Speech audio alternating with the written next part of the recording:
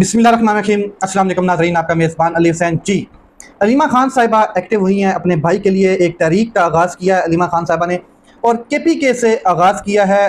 अलीमा खान साहिबा ने बिल्कुल कैटेगोरिकल मैसेज दिया है, ख़ास करके पाकिस्तान तहरीक इंसाफ और तहरीक तफ़्ज़े आईन पाकिस्तान को।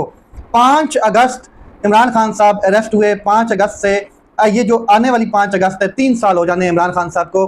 और इमरान खान साहब के लिए तहरीक तफ़्ज़े आईन पाकिस्तान के प्लेटफॉर्म से क्या हुआ, कौन सा एहतजाज हुआ, और इमरान खान साहब के लिए तहरीक इंसाफ ने क्या किया, ये सारा मैसेज अलीमा खान साहबा ने कल अपनी स्पीचेस में ड्रा किया है।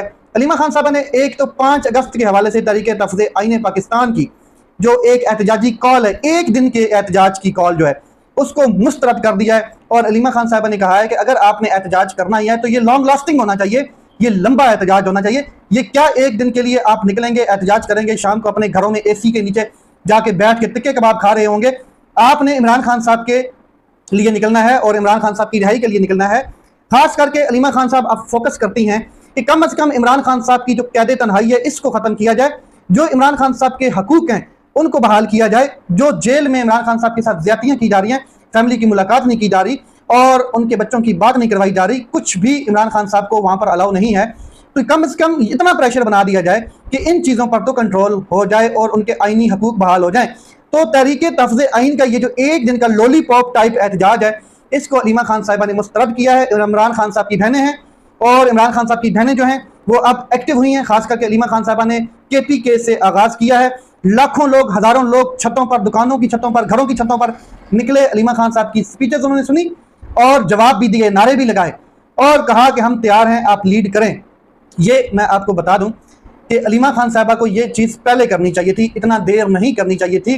बरकैफ देर आए दुरुस्त आए। अलीमा खान साहबा को जब इमरान खान साहब की सेहत के हवाले से खबर मिली, जब इमरान खान साहब की आंख 85% डिस्ट्रॉय हो चुकी थी, और ये सलमान सफदर साहब ने कैटेगोरिकल आकर बताया कि मेरे सामने जब इमरान खान साहब बैठे थे तो इमरान खान साहब मुझे देखकर कहते हैं कि आप थोड़ा सा करीब हो जाओ, मुझे आप धुंधले नजर आ रहे हो। तो उसी टाइम अलीमा खान साहबा को ये लीड करना चाहिए था एहतजाज, और भरपूर किस्म का एक एहतजाज रिकॉर्ड कराना चाहिए था, लोगों को निकालना चाहिए था। बरकैफ अलीमा खान साहबा ने कमाल किया है। अलीमा खान साहबा ने बिल्कुल क्लियर कर दिया है और स्ट्रीट मूवमेंट का आगाज कर दिया है। हालांकि ये स्ट्रीट मूवमेंट का आगाज करना किसको चाहिए था, किस शख्स को नॉमिनेट किया गया था, किस शख्स के कंधों पर ये भारी भरकम जिम्मेदारी डाली गई, और कौन उस शख्स, जो वो शख्स है वो इसको अदा नहीं कर सका इस जिम्मेदारी को?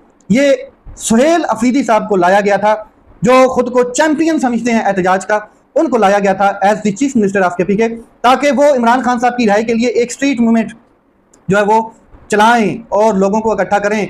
और एक स्ट्रीट मूवमेंट के लिए एक रजिस्ट्रेशन हो रही थी कि कितने लोग जो हैं वो अब तक रजिस्टर हो चुके हैं कि हम इमरान खान साहब की रिहाई के लिए निकलेंगे। तो ये जिम्मेदारी तो सुहेल अफरीदी साहब की थी और उन्हीं पे डाली गई थी, लेकिन वो कंप्रोमाइज हैं।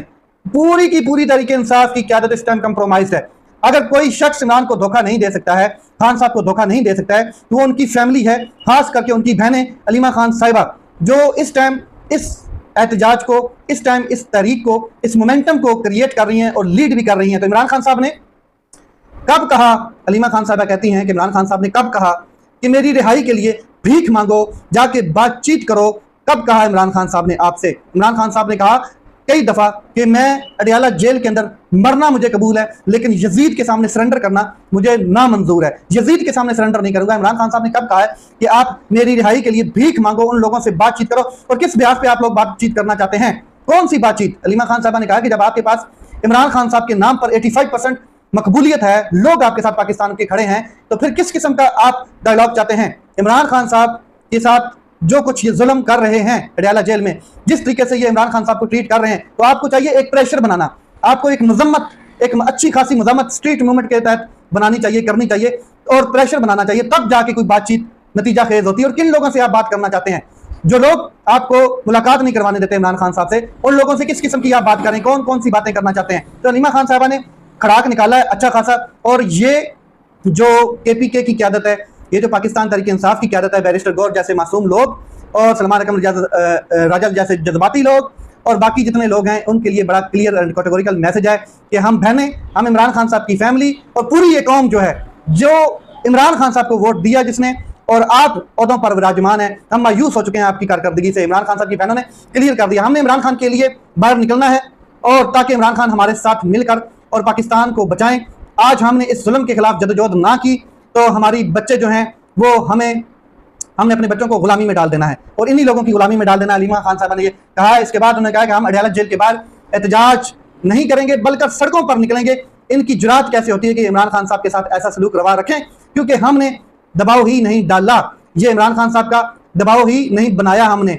हम तो इलाज मांग रहे थे, हम इलाज मांग रहे हैं। इमरान खान साहब की कैद तन्हाई खत्म करना चाहते हैं, उनके जो हकूक हैं वो आईनी और कानूनी तरीके से बहाल करना चाहते हैं। बरगस अलीमा खान साहब ने कहा कि हुकूमत पाकिस्तान मुकम्मल तौर पर कोलैप्स कर चुकी है। 2, 3, 4 साल जो ये हुकूमत पाकिस्तान चली है, मुकम्मल तौर पर हर सेटअप में इसने कोलैप्स किया है। आप पाकिस्तान में माशी, इंतजामी और अदालती हालात देख सकते हैं।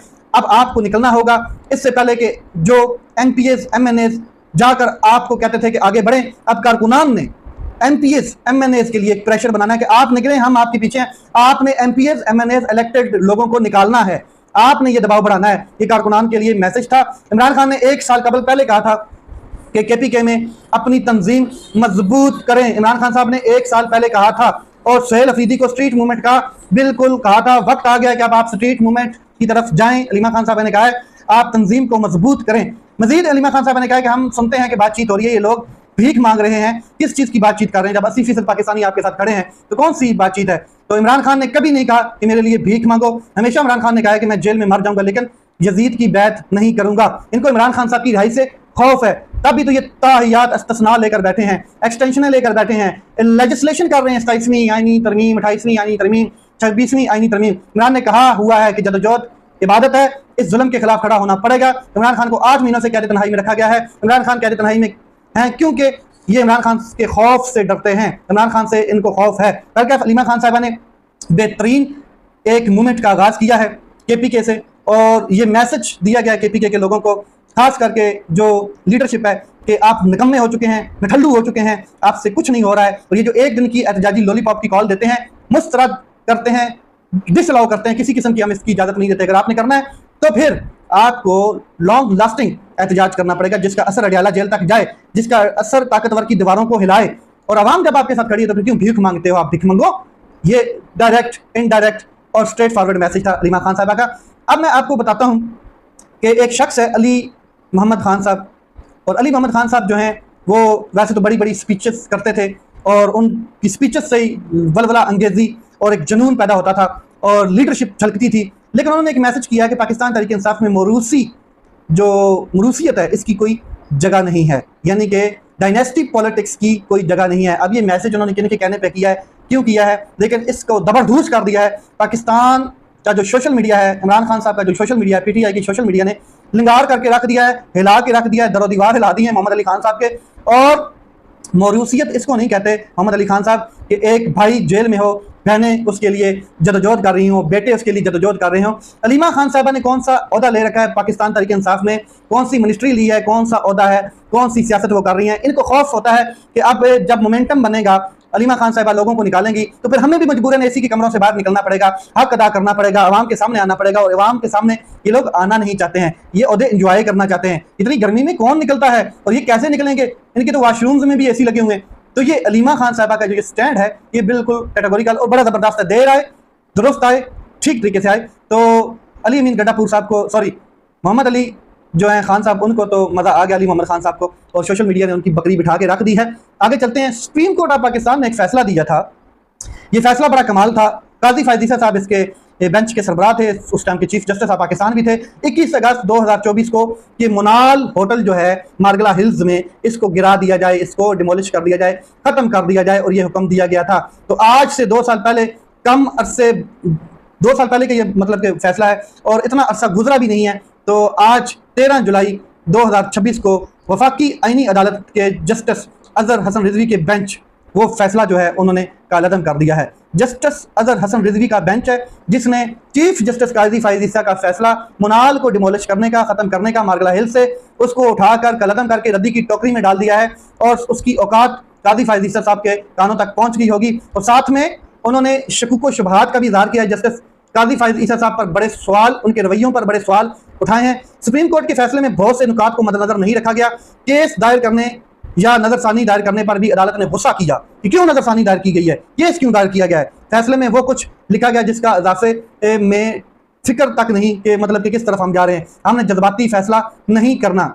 और उस टाइम फैसला जो किया गया था काजी फायद ईसा साहब ने, आपको पता है उसने कई ऐसे फैसले किए हैं, बल्ले का निशान छीना, मखसूस नशिस्तें छीनी, और ये सब फैसले काजी फायद ईसा के जब आज़ाद बेंचेस के सामने लगेंगे तो रद्दी की टोकरी में जाएंगे। और ये जो बल्ले का फैसला एक दल्ले ने किया था तो ये भी एक दिन रद्दी की टोकरी में जाएगा दल्ले समेत, क्योंकि आज वो पाकिस्तान में मौजूद नहीं है और आज उसके फैसलों पर थू थू हो रही है कि किस तरीके से फैसला किया गया। जब काजी फायद ईसा साहब के पर एक रेफरेंस आया तो इमरान खान साहब की हुकूमत थी, तो हामिद मीर साहब कहते हैं कि हमने इमरान खान साहब से और हुकूमत उस वक्त की जो थी और खास करके जनरल बाजवा से लड़ाई करते थे कि काजी फायद ईसा साहब के खिलाफ ये फैसला नहीं होना चाहिए था कि उनके खिलाफ एक रेफरेंस बन जाए।